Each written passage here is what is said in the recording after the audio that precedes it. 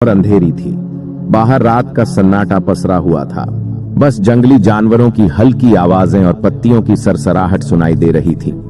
चमेली का दिल तेजी से धड़क रहा था, पर आदित्य के पास होने से उसे हिम्मत मिल रही थी। आदित्य ने चमेली का हाथ थामा और कहा, चमेली, कुछ भी हो, मैं तुम्हें कभी अकेला नहीं छोड़ूंगा। हम इस मुश्किल से बाहर निकलेंगे। चमेली उसकी ओर देखती रही। उसकी आंखों में आंसू थे, पर एक हल्की मुस्कान भी थी। उसने कहा, आदित्य, तुम एक राजकुमार हो। तुम्हें मेरे लिए इतना बड़ा खतरा क्यों मोल लेना है? तुम वापस महल जा सकते हो, अपनी जिंदगी जी सकते हो। मैं ही तुम्हारी जिंदगी नहीं हूँ। आदित्य ने गंभीरता से उत्तर दिया, महल राजपाट सब बेकार है अगर तुम मेरे साथ नहीं हो। तभी महेश्वर और उसके सैनिक गुफा में घुस आए। अंधेरे में आदित्य ने अपनी तलवार से 2 सैनिकों को घायल कर दिया, लेकिन महेश्वर ने एक चालाकी भरी योजना बनाई। उसने अपने आदमियों को गुफा के प्रवेश द्वार पर आग लगाने का आदेश दिया, ताकि धुएं से गुफा भर जाए और चमेली और आदित्य बाहर आने को मजबूर हों। धुआं गुफा में फैलने लगा। चमेली खांसने लगी और आदित्य की आंखें जलने लगीं, पर चमेली ने हिम्मत नहीं हारी। उसने गुफा के एक कोने में एक छोटा सा छेद देखा, जहां से हवा आ रही थी। उसने आदित्य को इशारा किया और दोनों उस ओर बढ़े।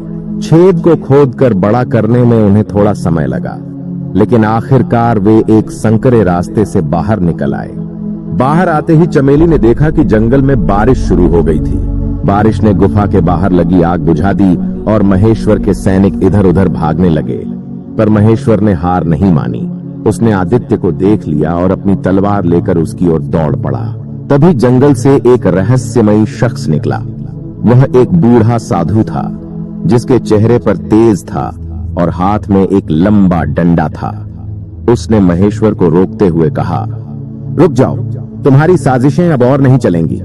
महेश्वर हंसा और बोला, अरे बूढ़े, तू मेरे रास्ते में क्यों आ रहा है? यह राजकुमार और उसकी जादूगरनी मेरे लिए खतरा हैं। साधु ने अपनी गहरी आवाज में कहा, जादू वह नहीं है जो चमेली करती है। असली जादू उनके प्यार में है, जो तुम्हारी हर साजिश को नाकाम कर रहा है। साधु ने अपना डंडा जमीन पर मारा और अचानक एक तेज रोशनी फैल गई। महेश्वर और उसके सैनिक डर के मारे पीछे हट गए। साधु ने आदित्य और चमेली को अपने साथ चलने का इशारा किया। वे दोनों थके हुए और डरे हुए थे, पर साधु के पीछे पीछे चल पड़े। साधु उन्हें जंगल के गहरे हिस्से में एक छोटी सी झोपड़ी में ले गया। वहां आग जल रही थी और चारों ओर शांति थी। साधु ने उन्हें बैठने को कहा और बोले, मैंने तुम्हारी कहानी देखी है। तुम्हारा प्यार सच्चा है, पर तुम्हारी परीक्षा अभी खत्म नहीं हुई है।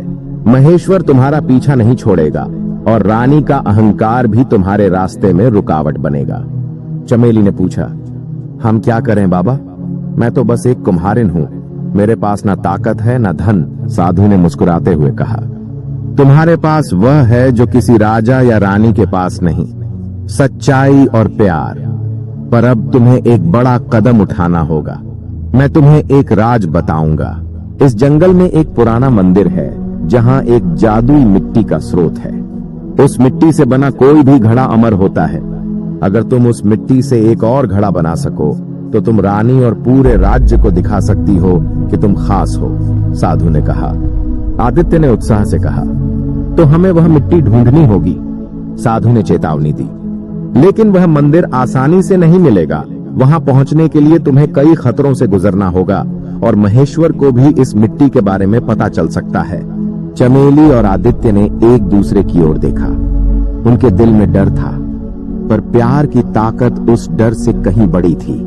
चमेली ने कहा, मैं तैयार हूं बाबा, चाहे कुछ भी हो, मैं वह घड़ा बनाऊंगी। साधु ने उन्हें मंदिर का रास्ता बताया और एक छोटा ताबीज दिया जो उन्हें खतरों से बचाएगा। अगली सुबह चमेली और आदित्य उस प्राचीन मंदिर की तलाश में निकल पड़े।